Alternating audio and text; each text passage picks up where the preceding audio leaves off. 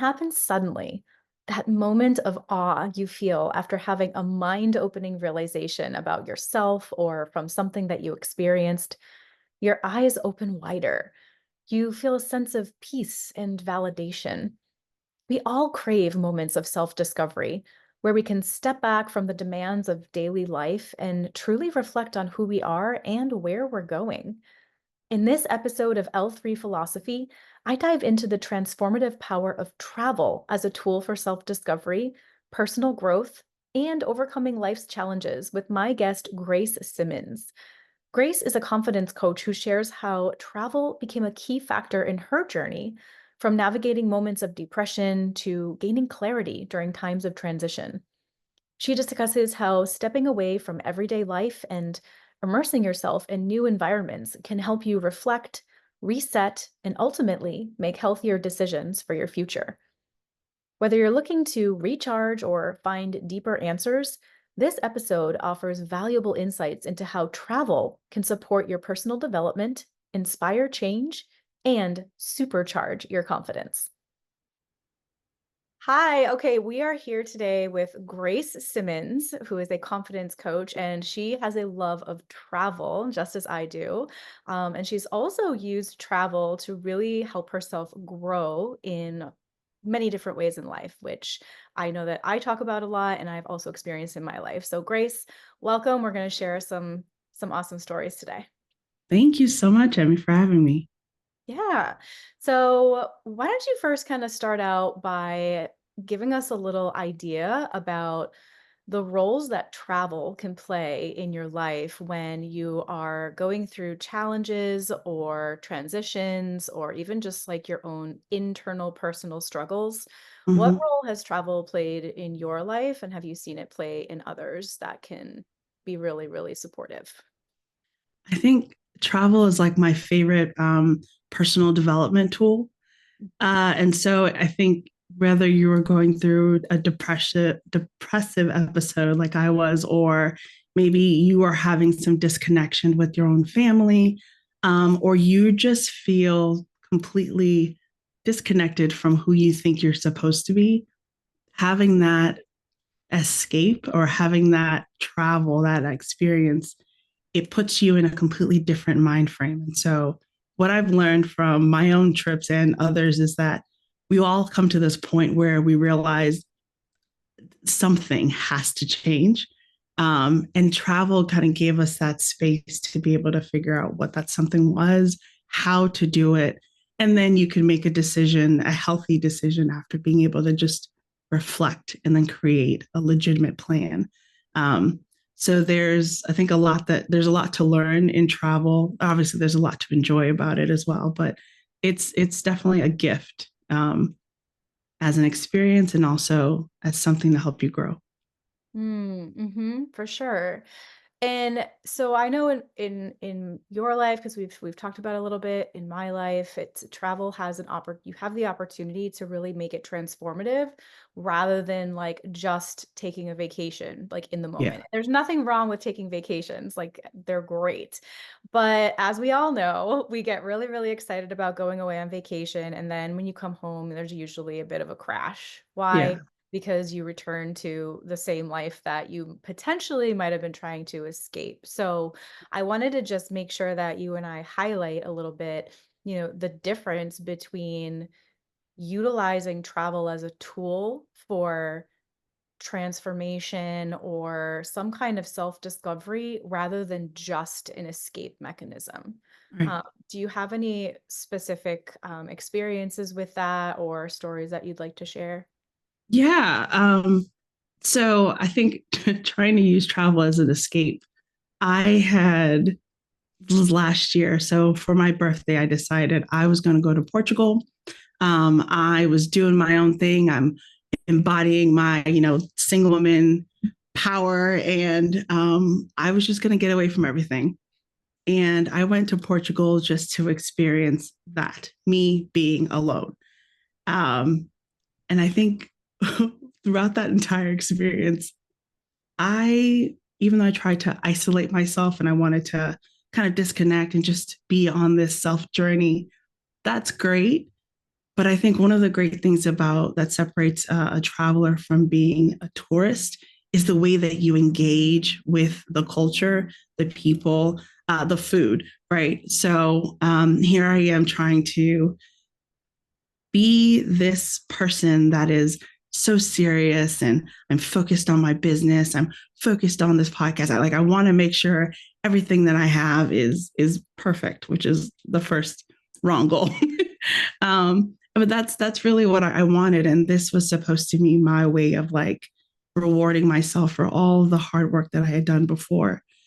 But when I was there, I I can't help but talk to people. And so being there and connecting and hearing someone else's story and being able to just be invited to like a church, the church service. And then there was like a dinner afterwards, which led to a Tuesday brunch, which led to meeting at a Mexican restaurant. And then swing dancing on the rooftop of a hotel. So all of these different things. And my initial intention was to be isolated. I wanted to get away from everything. I just wanted to prove that I, Grace, could do everything that I needed to do on my own. And what I really needed to do was just relax. I needed to, whatever that like protection that I had built up over the years, I had grown past it. And here I was thinking I was trying to drag all of that with me. And this experience completely like turned my expectations on its head because there was no way, there was no space for me to be able to do that. I couldn't keep myself from interacting with other people. I'm too curious. I have these questions. I am fascinated by the history in Portugal. And so there was so much that I think I realized that one, I had grown past that point of trying to escape, but also there was that part, like I said, there was a piece that it within me that knew I needed to do something, something needed to change. And unfortunately, my original plan was I need to change so that I can, I don't know, be the adult that I needed to be. In truth, I just needed to like let my little inner child roam free and have fun. And upon reflection, I was able to see the different things that had changed, the different ways that I had grown, and I'm able to appreciate that growth. So if you're trying to travel or you're looking to use travel as an escape without dealing with those issues or without dealing with that mess, one, it will definitely be there when you come back. And two, it's still going to be with you during your travel. You'll be thinking about it. You're not able to fully immerse yourself into the experience and let go because you still have unfinished business. So there's that mindset of when you're traveling, it needs to be, you need to have started to that work. As you travel, you can enjoy the isolation, but you're still working so that when you get back, you know that you're going back to something different. Yeah, absolutely. Hearing you talk about, I couldn't help myself to, talk to the people and allow myself to accept invitations. It just sounds like you were allowing yourself to really like be in the flow of what Mm-hmm. was happening in the present moment. I think in our everyday lives, we have a tendency to want to, stick to our schedules, our routines, our plans, our, expectations, and we might say no to things that might be outside the norm of what we would Mm-hmm. do, or maybe even outside of our comfort zone.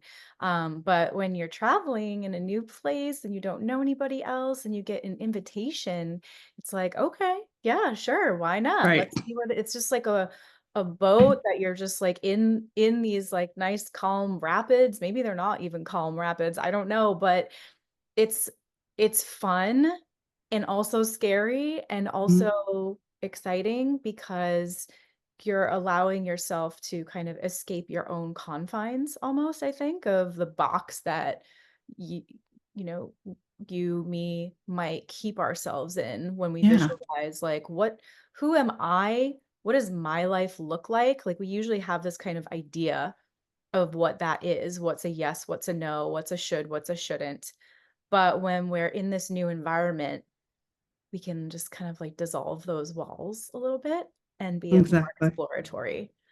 So how long were you in Portugal for? I was there for about 7 days.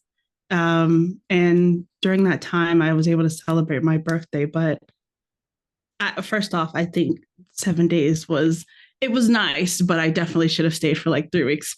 Um, but like you said, just trying to separate who you think you are to, what's changed about me. What are some things that I want to challenge myself with? And it's best to do that. You could probably do that at home, of course, with some introspection and assessments. But when you're traveling, you're kind of already in that space of, I'm outside of my normal routine. Let's see, let's see what else I'm interested in. Yeah.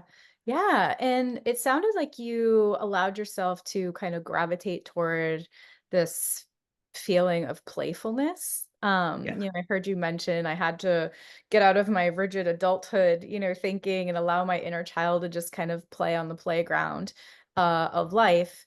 And when we're trying to come up with solutions to things in life, if we have a challenge or a problem we're trying to solve, I think most of the time, at least as, people who live in the US are like very logical, right? Yeah. About how they go about things. And so much information can be gathered from the creative side that can really only come out when we are relaxed, when we are having fun, when we are just allowing ourselves to be in the moment.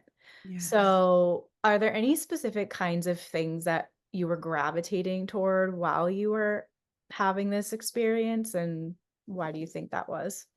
Yeah. So I'll tell you the story of my walk in the park on my birthday. Um, that was again, I was very, serious mode and want to be reflective and deep.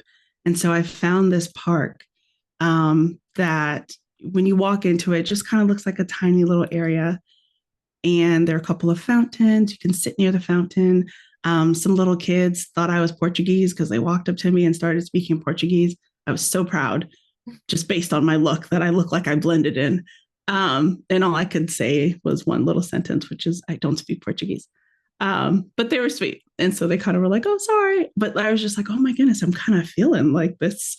I feel like I'm one of the locals. And while I'm wandering in that little part, I heard a peacock. And I was like, is that, do they have peacocks here? Like, that's such an odd sound. Um, and I thought, yeah, I'm gonna go find it. If they have peacocks, I want to see it. Why not? They're gorgeous birds. And so I kind of was like walking around the park, and sure enough, you just see this crowd of people. And I was like, I bet money that's where the peacock is, right? People are taking pictures, and this little bird is just strutting his stuff. And the more I walked around the corner, I could see that the park just expanded. They way it's designed, they're very intentional about people sitting in the space and just being there. So as you walk along, there were a couple of benches, and I just wandered around, and every couple of steps there's a terraced garden. So there are a couple of steps down, and it just opens to this beautiful garden that's looking over the river. And every couple of steps, there's something different to see and something fun. And I wonder how many peacocks there are, and what are those people seeing over there? And oh my goodness, is that a restaurant? Like, there's just so much. And it's kind of like following this rabbit hole of, okay, well, what's next? What's around the corner? My original plan was to just spend like 30 minutes. It was a nice, cool morning. So I was just going to hang out there for 30 minutes. I ended up staying there for like 2 hours, just moving around into the different spaces. And even that playfulness, that whole like meditation that I was trying to look for, I ended up getting, but it felt more active because I was a part of the space. And again, I wasn't closed off and just being there by myself in my Airbnb. I was out, I was doing what other people were doing, but I was also able to enjoy the site. And so, yeah, chasing a peacock led me to find the piece that I was looking for, but also well intertwined with the playfulness and that release of joy that I needed. Yeah, I mean, it sounds like through that exploration of like the physical environment, you were accessing so much curiosity, which again, like is a childlike attribute, right? Like they love being curious about everything, Yeah. and they're just like, oh, they see a shiny thing, like let's go investigate, let's go see what that's about, and that's what exploring is all about. And so this like physical act of exploring your environment, unleashing that curiosity is just like opening you up to discovery, right? Mm-hmm. And Mm-hmm. so how did that experience impact you maybe with your internal discovery? Um, I think I realized that there were certain core values that I had carried, either that was something that was put into me, like as a child, or something that I believed I should carry. Mm. And after that experience, I've been trying to figure out, like, really get to understand what my real values are. And I realized that, like, that creativity and pleasure and playfulness is something that is intuitive to me. Others can see it. And I've heard it so many times, but it really took me a while to believe that, because I think if I were acting on that emotion, it was with other people. I want other people to enjoy what they're doing, I want other people to enjoy an experience. And so I try to bring the positivity in it. But for me to do that for myself, that's not something I would usually do, right? And so I think in the back of my mind, just remembering that I could be playful and curious and ask questions, but still have that like joyous confidence about what it is that I'm doing. I'm exploring, and so I think that's one of the things that I definitely learned. It was okay to reevaluate my values or what I thought was really important. And so now when I look back at, because I have them like on a little sheet, and I just look at them, and every time I reflect, I know that each of those values align to who I am, regardless of the space that I'm in, regardless of what I'm doing or thinking about. So yeah, I think that opened up another door of like that growth and realization of this is who I am now. Yeah. I really, really resonate with the part about, I realized I was carrying something or things that weren't necessarily mine or that I didn't need to carry anymore. Yeah. Our socialization, our environment, how we were nurtured all throughout childhood and into adulthood really does play such a large role in the way that we perceive our reality. And we may not really be conscious of the fact that our current perception of reality is because we were shaped that way, Mm-hmm. and that we don't have to actually stay that way because it might Right. not be aligned. It might not be our truth. And so I think, what you're speaking to is that drastic shift in the environment, the shift in your, time restraints too. Like, not having to be a certain place at a certain time, like work or in your house or whatever. It's just that freedom to roam and discover and be curious and be playful, can really bring about some pretty transformative realizations.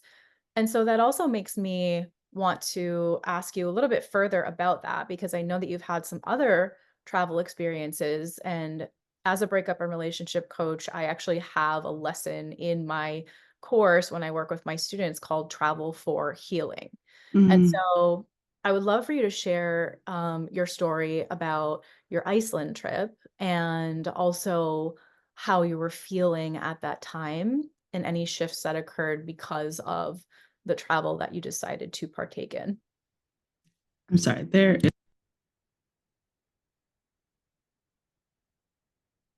There's a plane flying very low over Oh, me. So I I couldn't just hear wanted it. to. Oh, okay. Sorry about that then. That's okay.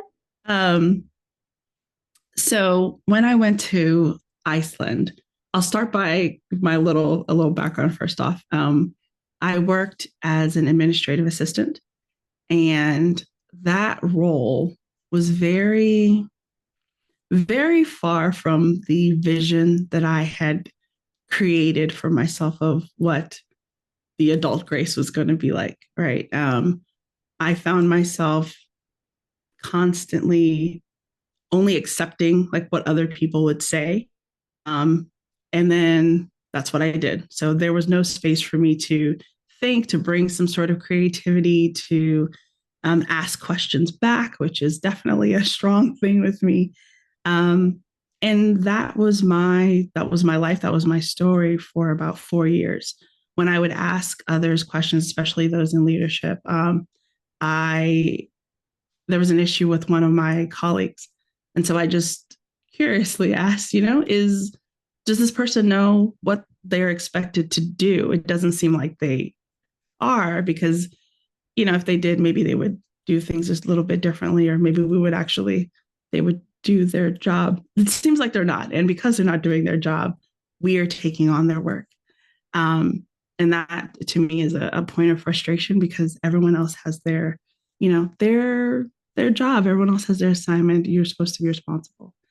Um, my reward for asking that was then their job was officially aligned to my work task. So they didn't have to do anything. And so myself and another colleague had to take that on. And there was just this constant frustration, but also disappointment of, again, this person that I envisioned that I would be.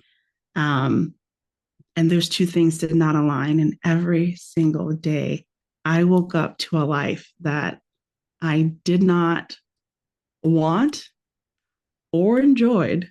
And there was a lot, like I was unable to I don't know, it didn't seem like there was a lot of hope in my day.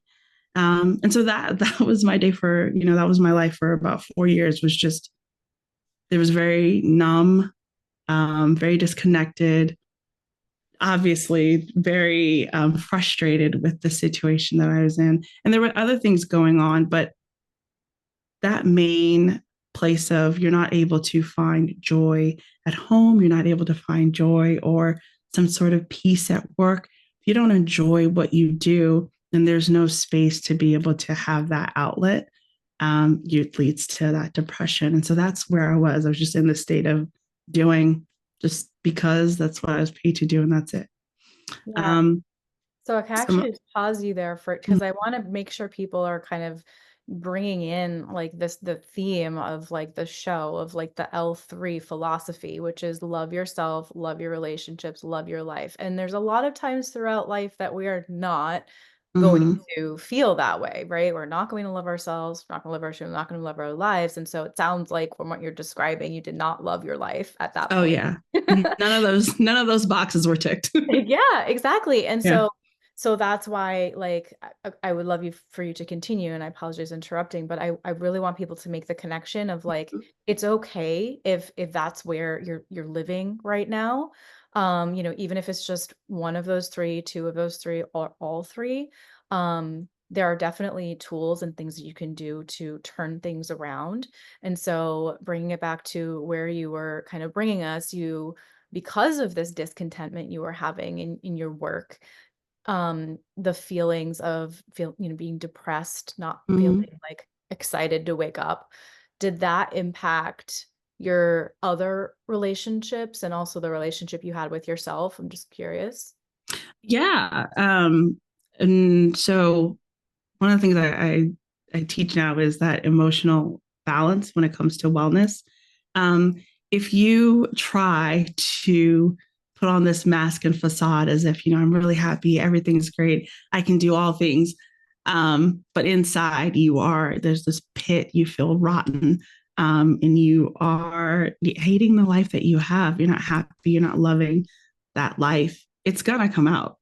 And so that showed up as emotional outbursts, or, just trying to have a simple conversation. And my tolerance, my patience was so short with people.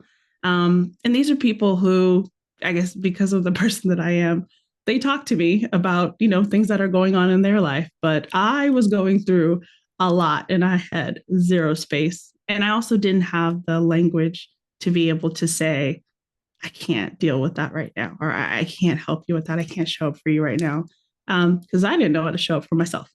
And Mhm. so there were a lot of pieces that were missing. And so unfortunately, it was very, I think a lot of the people that maybe could have supported me, I didn't know how to ask for that help.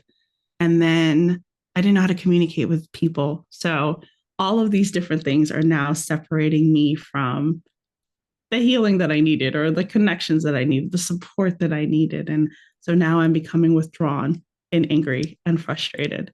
And I'm aware that these are things that I'm doing, right?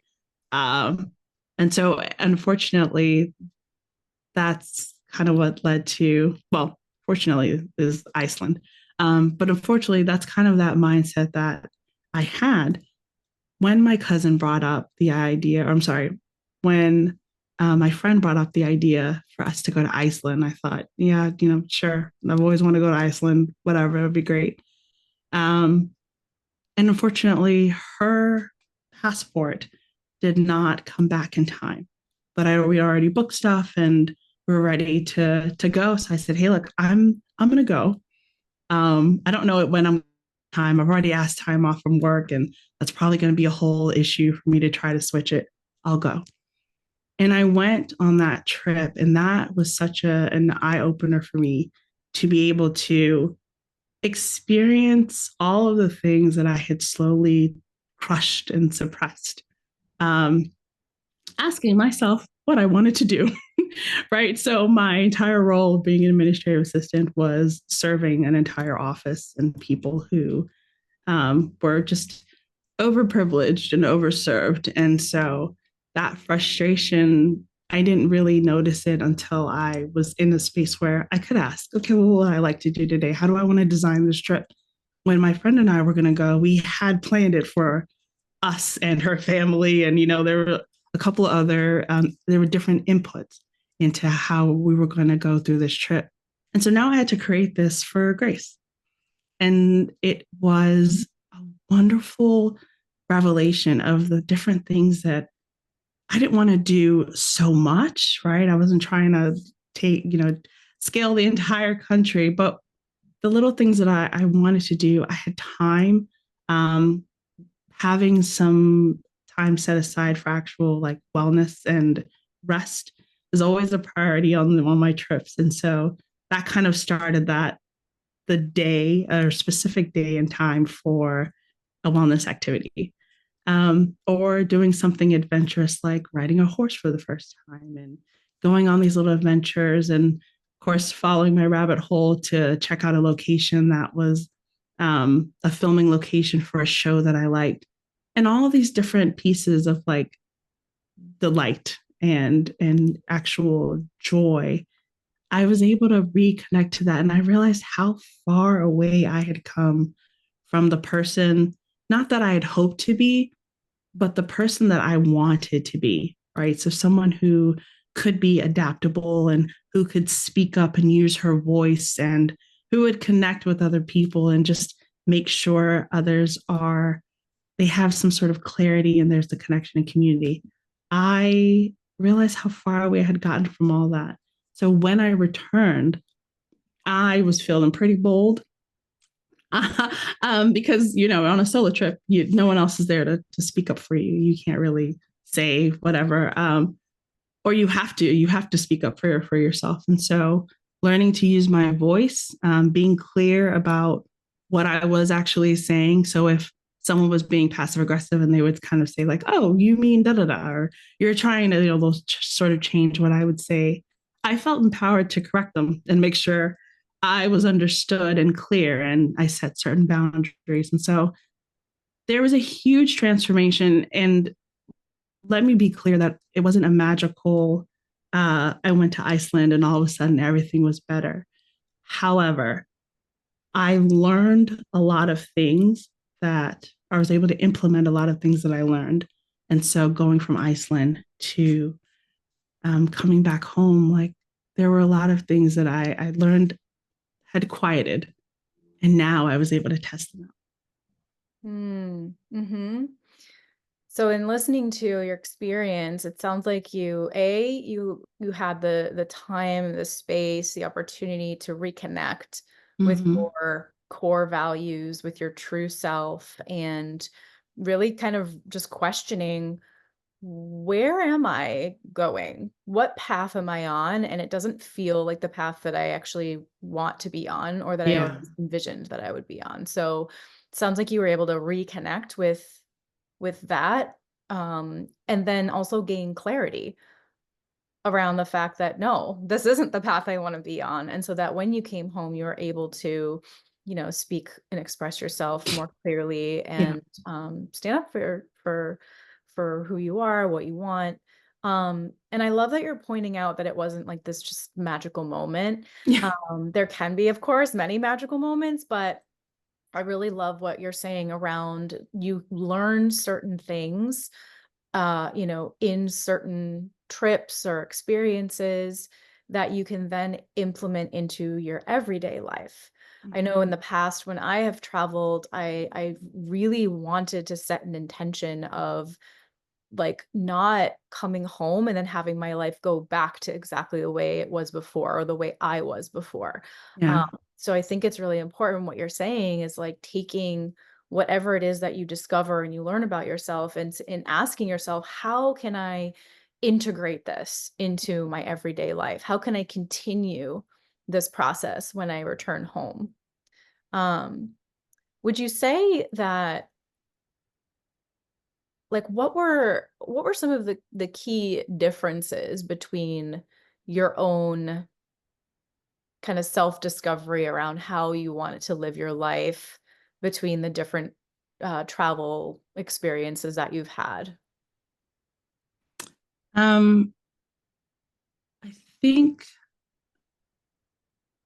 sorry, could Yeah, you ask me that I again? probably wasn't very clear. Like, what would you say? Like, would you say that? So let me give you an example for myself first. I guess I'm more thinking of an experience that I had was, when I went on my very first solo trip, it was to Spain and it was for 3 weeks, and I had this kind of like you, I had this really empowering experience, where I felt independent and confident and really proud of myself and just more autonomous. Mm-hmm. So I kind of was like, "Oh my gosh, like I've found the thing.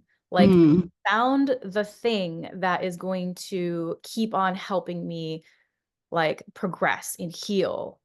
Oh, yeah. So I would continue to pursue, travel as a means to help me do that.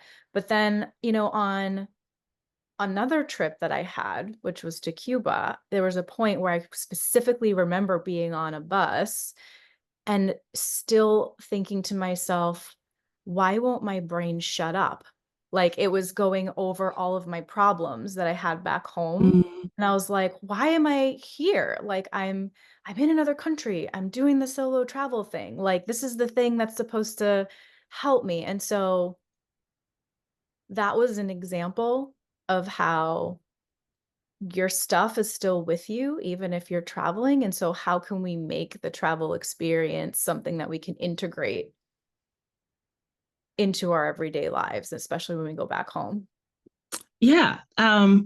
So I say this and I will be completely honest. Journaling, I think, has been a wonderful way to one capture the feelings of the present, but it's also helpful for reflection. And the honesty part is that I don't always journal. However, what I do is I'll do voice notes. So if I'm not able to just sit down and actually write something out, I'll just record something really quickly, maybe come back to it, and then I can clarify what I was trying to say. Um, but I think that's kind of one of those things where if you remember that moment where, oh, I almost got lost while walking through Reykjavik in Iceland, and I remember I had to, ready to find the first person that I saw and ask them questions, and let me also keep in mind that I'm mindful at certain spaces, right? So I'm just like, I'm really nervous. I'm this Black girl with locks in my hair, and what's going to happen here? And first off, the first person that I met was American. He was visiting. And so I think what I took from that experience was you put so many different barriers in front of yourself before you even asked a question. And so trying to remember, okay, before I give myself the no, I should ask the question first. And that's just something that it's written. It's something that I reflect on. And what are some other ways that I stopped myself before I could actually do something? Um, Trying to go on like a group trip, and there's this sad moment of like, oh, all these people are there, friends, and there's some old couples just chilling, and everyone's just, oh, they all have someone else. And first off, why? I am on a solo trip, so dragging myself down that really sad path is unnecessary. And what I ended up doing was just connecting with a couple there who then adopted me as their grandkid. Um, and so I got to hang out with them. But I think just just what's useful from these different trips is when you provide yourself a challenge, it is helpful to reflect on it, whether you're journaling or maybe you're recording a voice note or you're talking to someone else about it, because it's helpful to remember what you did. Like, what was that brave moment that you were able to take back with you? And so, when my supervisor is saying or is asking me a question or trying to put me into a simpler box, I think I still have that same courage to ask those questions back instead of assuming that this person has terrible intentions. He's probably thinking about the different tasks that he's trying to organize and plan, right? And so if I just limit myself to, oh, well, that's just all he thinks I can do, I've put up so many barriers already. So I think just making sure you're connecting and reflecting on the different lessons that you learned, it's helpful to that growth. Going back, sharing your story, reminding yourself of your own story. All of that, I think those are ways that you can just bring the experience of your travel with you. Mm. I think that's actually really, really powerful is what you noticed was happening in the moment that you were there, right? Oh my gosh, I made this assumption before I even, explore the situation a little further. Um, Noticing that happened in the moment, but then also being able to bring it back and apply it to notice that, oh wait, I actually use this behavior in my work sometimes too. Yeah. Or because I mean, most of the time I would say our behaviors that we see in one area of our life are most likely showing up in other areas of our lives as well. And Yes. so I tell, my students all the time of like, listen, we're working on relationship stuff, but you're probably also having this, limiting thought in your work, or you probably have this, like need to level up your communication skills like in your friendship relationships as well. So I love that everything is interconnected, and what you can learn about yourself and even about other people while you're traveling, you can also kind of come back with fresh eyes and almost like open up new eyes to the people who are already in your life and the experiences that you're already kind of become used to. Mm-hmm. Yeah. Is there anything else that you would like to add about any of your travel experiences, or maybe even the travel experiences of others? I think something that I've learned and now I'm trying to incorporate into different trips is being intentional. So remembering what or noting what I want out of the trip. Mhm. Um, and this doesn't mean you're so rigid. We've learned not to do that. So it doesn't mean that you're so rigid that you are very stuck to a certain way of doing something, but what it means is like, if I want to go on a trip to meditate, right? I'm going to be looking for different experiences that contribute to that. There's going to be some outdoors time, there's going to be some like quiet settings and all that. So just being intentional about what you want out of your trip, it helps to then add to that experience. You're looking into things that are going to contribute to those intentions. Um, it's cool to roam free and kind of just experience things as they come, but if there's something that you're trying to look for, maybe you want some joy, maybe you want to chase a peacock, I don't know, but something like that, right? you can create your travel based on what that intention is and what you want out of it. And then, of course, remember to reflect. So either you're journaling, you're doing your voice note, you're sharing it with someone else. Make sure you're reflecting on that intention, the experience, and what you got out of it.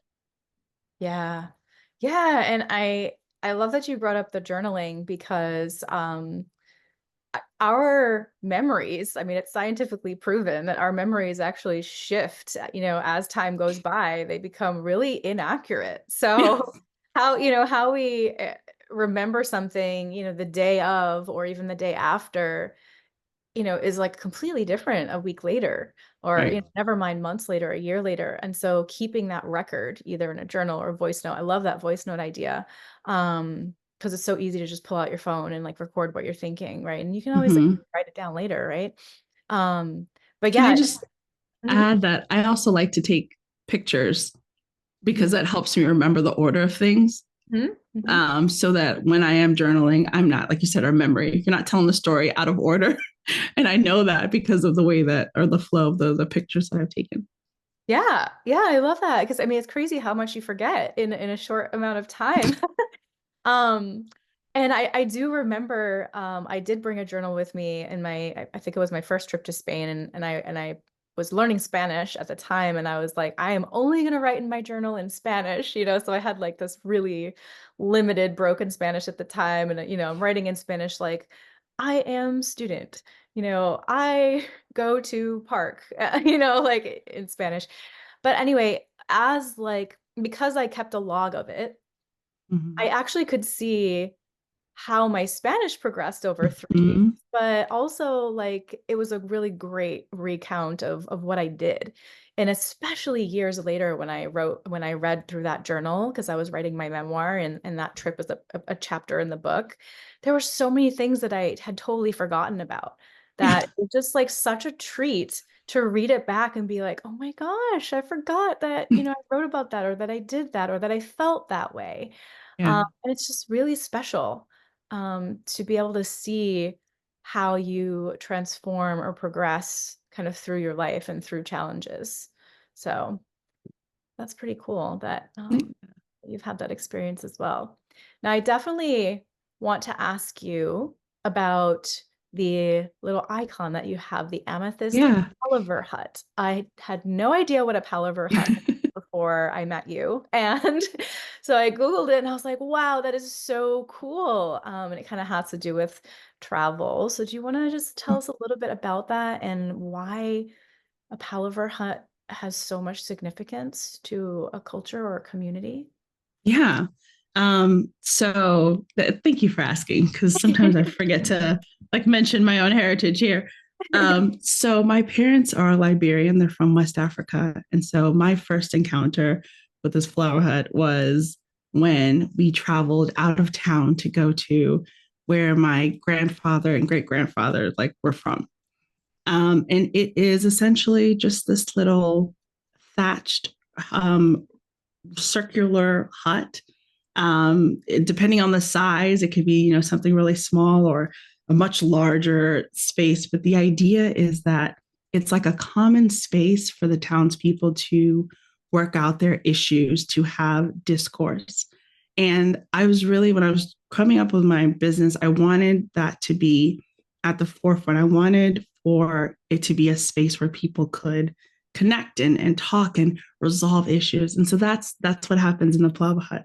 So people would come in and say there's an issue with their neighbor, and they'll come to the town's chief or the leader and lay out their complaints. And the thing is, I kind of love this that it's not like a private issue. People are very involved, right? People are leaning in. Maybe you have a council, like a town council, but they're speaking to a main person. And the idea is that there's a need and a desire for resolution. So you're not just like, I don't like that person. We're not involved. No, no, no. We're a small town and these discussions need to happen. The entire town is involved. There's food. People are talking. It could probably go on for days, but you have a central space of discussion. And so the Plava could also be used for like events and stuff like that, but it is mainly a place of discourse and resolution. So that's something that I've come across. I believe it's in other countries in Western Africa, but I know that from what I've learned, it has that same connection regardless of the country. And I like that purpose is also carried throughout the different regions as well.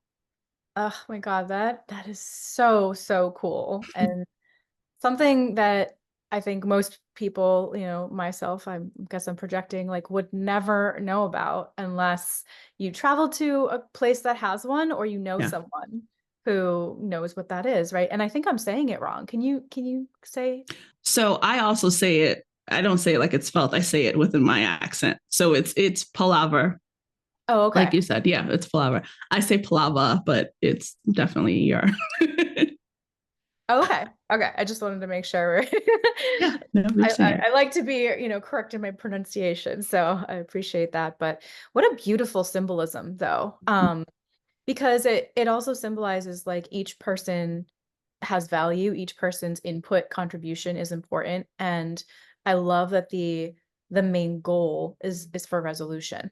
And so it's just making me think like, wow, I think we all need like in every relationship, especially romantic ones, like we need to have a palava hut in our house. Yes. like Yes. like this is where we come to specifically come with the intention of resolution, conflict resolution, right? Mm-hmm. And I wonder how different our conversations might sound if we were coming with that intention. That's like super powerful. And actually, a lot of people will probably be mad, hearing me say this, but like, I wonder what it would look like to have other people involved in our relationship Yeah. conflict resolution. Like, if we invite our friends over and we're like, all right, this is a problem that we're having. Everybody weigh in. Like, Everyone. But that's kind of the crazy part too, because I think my first thought is it looks something like divorce court or something, right? Where people are just spectating and they're ooh and ahs. But people genuinely, especially like if it's a couple, you've got both sides of the family, and people are like, hey, look, you guys fell in love for a reason. Let's try to help you all get back to that point. And that I think sometimes when we talk about it takes a village, we usually refer to raising kids, but that's also what that means. It's just your relationship is just as important as like ours. And so we want to make sure that back to a good path, a healthy, happy path. So yeah, it's a completely different um it's a completely different look in what actually happens in that circle. I actually really love that. I mean, I've never thought about this before, Grace, and I'm like for real. Like, I wonder if I should try this. Like, get both sides of the family involved. Let's hear because typically, well, I don't know, everyone's family is different, but like in my family, like, I would imagine that like my parents, my family, like we'd probably all have like a similar viewpoint on something, but then like Mm, someone else's family might have a completely different viewpoint. So like there's so much value in being able to hear everybody's input because you might only be thinking about it, with your own horse blinders on. mm-hmm. That's just like a really unique way for people to come together and yeah, solve problems, resolve conflict. I love that. And every person is important. Isn't that yeah? I think that's also like the crowning part of it. You're involved and your opinion's important. Yeah. Yeah, which is like the cornerstone of community is the feeling of belonging, right? Like each person has a place. And I think that when we're going through personal challenges, whether they be with relationships or, how you feel about yourself or being unhappy in your work, you know, having a support system that can help you through that is just such an important piece of healing and rebuilding and starting over. And so I think that travel can also offer you that because of all the people that you meet along the way. Just like you, when I was traveling, I spoke to everyone I came in Yeah. contact with, and that's not like me at all. I'm actually quite introverted and, usually go out of my way to be like, oh, no, I'm just gonna go by myself over here. I don't want to talk to anybody, like don't talk to me. But yeah, I found myself being very different when I was traveling, and it just gives you so much new perspective. Mhm. I also love what you said about how other people would see you as a certain way that you might not have acknowledged in yourself, like that Mhm. playfulness and everything. Was there anything else that people kind of mirrored back to you or, maybe saw in you that you felt like, hey, maybe they're right. Maybe you do have this quality. Something that I get a lot is I'm very determined. And my commander, my former commander, when I was in the Army, said I was very dogged. He's like, when we were given a task, I have no concerns that you're going to get it done. Um, and you don't get it done in a way where you're yelling at everyone and you're, screaming your head off and people are like, oh, dear God, she's in control of something. It was like, I know that you'll get it done. And that is so reflecting on like before I went to Iceland, that's something that I was always concerned about was, am I doing anything? Have I been able to have I accomplished anything? I feel like everything that I do is either for someone else or for other people. And I did like an assessment, just kind of asking friends and family. And at that time, he was my commander. And that was something that he said to me. And I was like, huh, oh, okay. He was like, yeah, so taking that, I have to remind myself that when I'm like concerned, I'm not getting this done. I'm not like, I do get things done. I am a very responsible person. Not everything happens, at the snap of a finger. So sometimes it takes time to get through those things. And so that's where that like reflection and remembering the things that you've learned, the lessons that you've learned is so key because sometimes you forget the good strengths that you have in the middle of a very stressful situation. And so it's helpful to have someone else just say, yeah, I have no concerns. You'll be fine. You'll figure it out. I love that story. And I didn't know that you were in the army. So thank you for the service. Thank you. Thank you. Um, So you mentioned, well, you mentioned that you're a confidence coach, and I believe that you incorporate travel into helping people grow their confidence, right? Do you want to speak a little bit too about how you go about doing that? Yeah. So I think something called a traveler's mindset, which is tapping into that curiosity and being confident about what you will find or the person that you're going to discover that you are. Um, when people travel, they're trying to take on, like you said, sometimes they want to escape, but they also want to put on this brand new personality. And I think sometimes it's helpful to just go in with a curious and open mind. And those different skills can be applied to your work, they can be applied to your relationship. The different ways that you encourage yourself to try something new, right? You can do the same thing here. And so, or you can do the same thing at home. And so I want to help people understand that you can build up the person that you are by, I must say by travel, but you can build up the person that you are by the experiences that you have while you're traveling.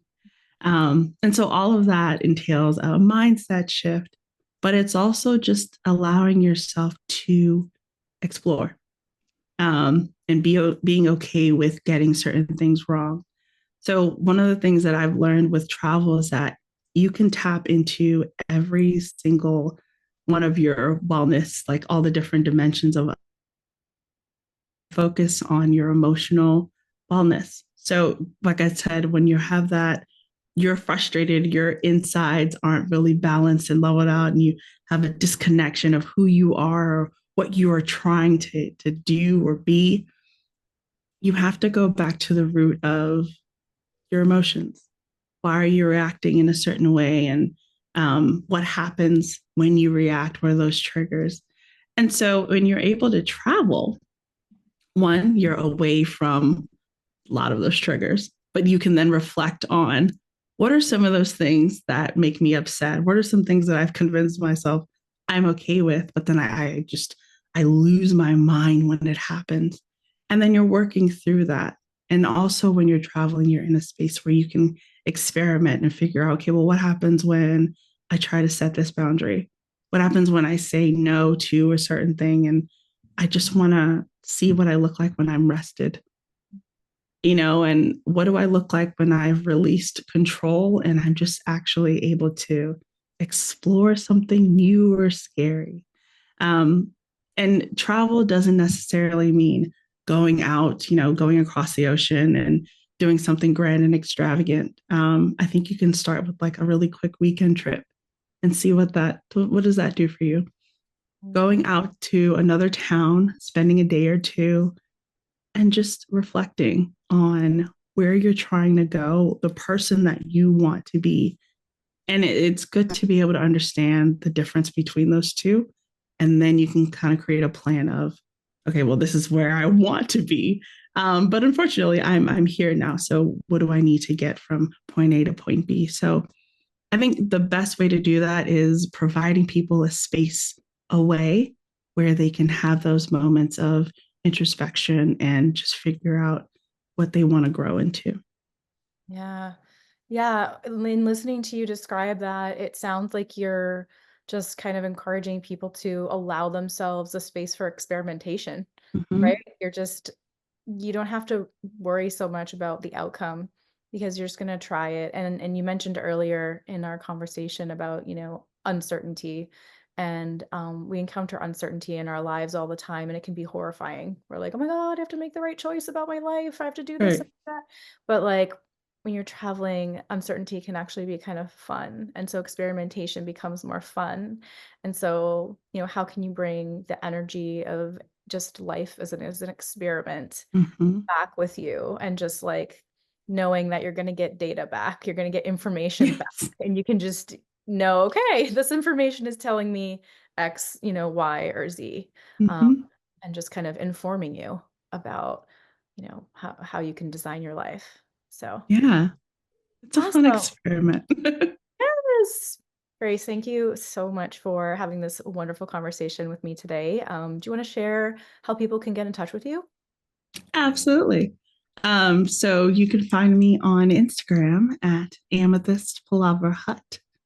And I think that should be the same on Facebook as well. But I will provide my links. But Instagram is probably just the quickest way to get in touch with me.